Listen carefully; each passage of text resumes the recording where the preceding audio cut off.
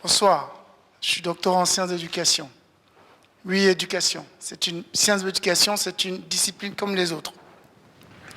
D'ailleurs, les Nations Unies prévoient, dans 30 ans, 19 millions de jeunes à former en Côte d'Ivoire.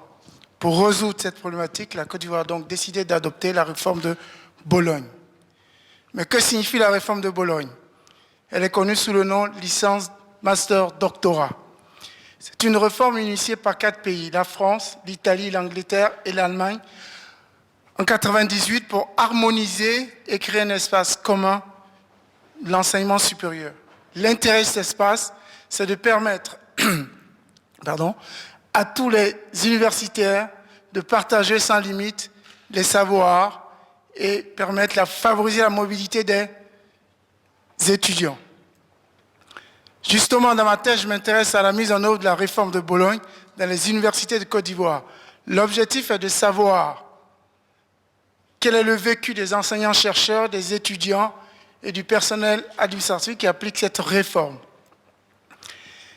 Dans cette logique de compréhension, j'ai donc adopté 2 approches. La première est une contextualisation de la réforme en analysant un corpus de discours institutionnels. Cette première approche a fait ressortir des thématiques récurrentes d'enseignement supérieur qui sont la standardisation, un marché d'enseignement supérieur très concurrentiel, une mise en place des normes de standardisation, et enfin une deuxième approche dans laquelle j'ai interrogé 80 acteurs, enseignants-chercheurs des universités de Côte d'Ivoire. La méthodologie utilisée est l'analyse de contenu pour traiter et analyser ces informations.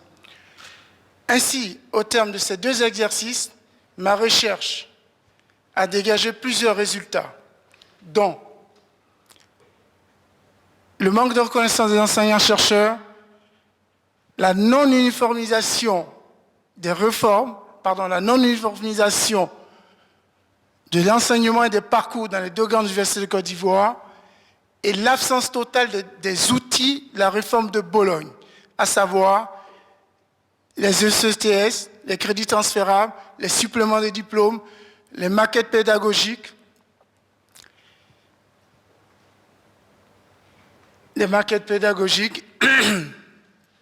Pardon. Par conséquent, au terme de cette thèse, nous avons fait une série de recommandations aux autorités afin qu'elles puissent appliquer et améliorer la réforme de Bologne. Merci.